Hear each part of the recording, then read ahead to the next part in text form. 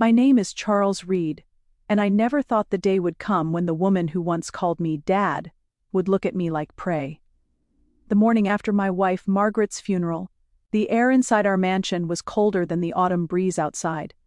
The fireplace crackled faintly, the scent of her favorite lavender candle still lingering, like her spirit refused to leave. My son, Ethan, sat silently in his black suit, his eyes swollen, grief etched across his face, but beside him sat his wife, Vanessa, beautiful, poised, and unsettlingly calm.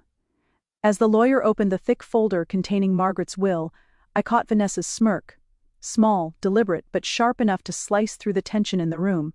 "Mr. Reed," the lawyer began, "Mrs. Reed left behind several assets including the estate, stocks, and personal jewelry." Vanessa leaned forward, her tone dripping with false sympathy. "Oh, I'm sure she'd want everything to go to family. Right, Dad?" Her voice, that fake sweetness, made my stomach twist. I'd always sensed something about her, the way she talked over Margaret, the way she subtly manipulated Ethan.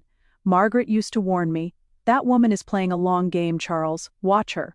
Now sitting there with that smile, Vanessa looked like someone who already knew she'd won.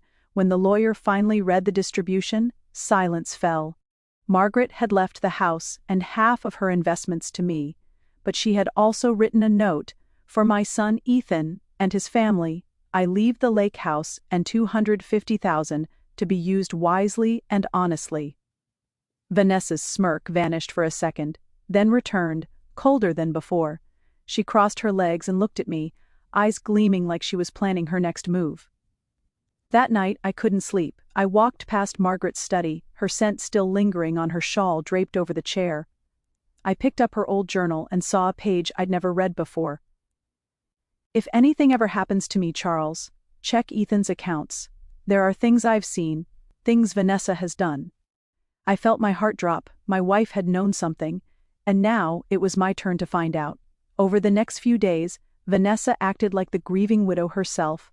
She cooked, smiled, comforted Ethan, all while subtly reminding everyone of her loss. But I noticed things. She started meeting with our family lawyer privately. She'd borrow documents from my study.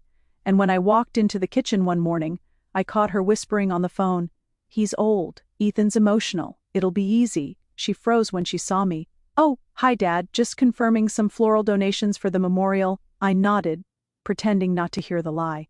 That evening, I called my friend Detective Raymond Cole, an old colleague from my business days. He owed me a favor. I told him what Margaret had written in her journal. Within 2 days he had something for me, bank statements. When I saw them, I felt my hands shake.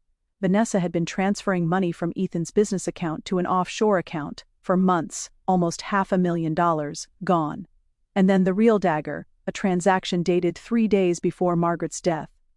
"Charles," Raymond said carefully, "this wasn't just financial manipulation. There's something else here." He handed me another file, Margaret's toxicology report. My wife's death had been ruled natural causes, but the report showed trace amounts of a rare sedative. Not enough to raise suspicion, but enough to end a weak heart quietly. I stared at the papers, my pulse pounding. Margaret had been right.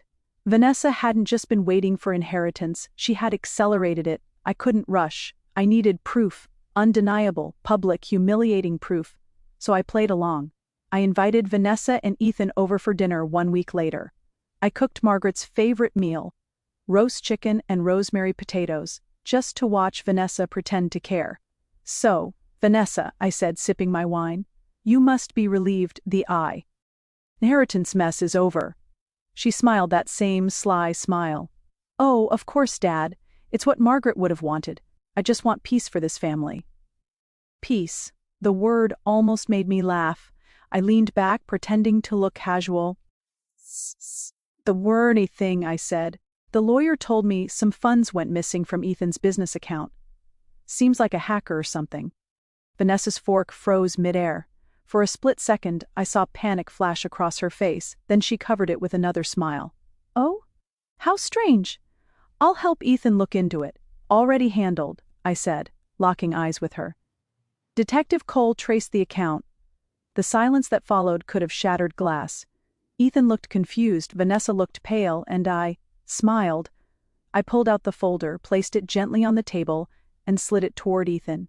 Inside were every document, every transaction, every recorded call between Vanessa and her accomplice. Ethan's face crumbled as he read.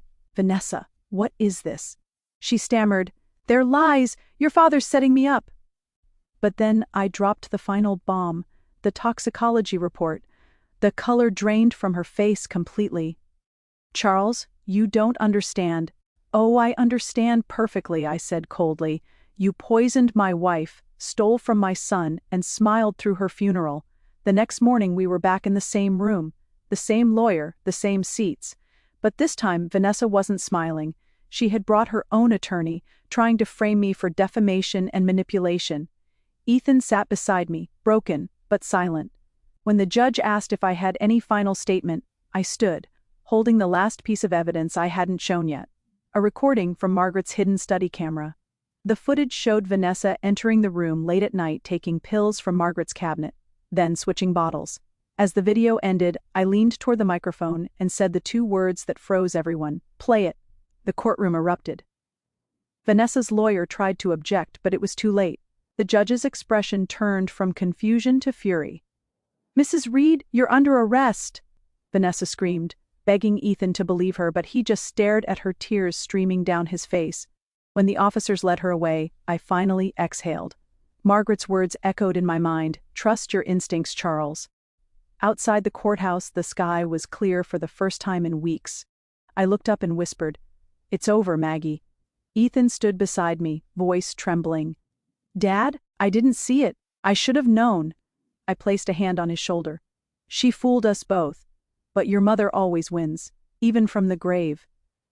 As we walked away, I didn't look back, because revenge, when served with truth and patience, doesn't need to scream. It just ends with justice.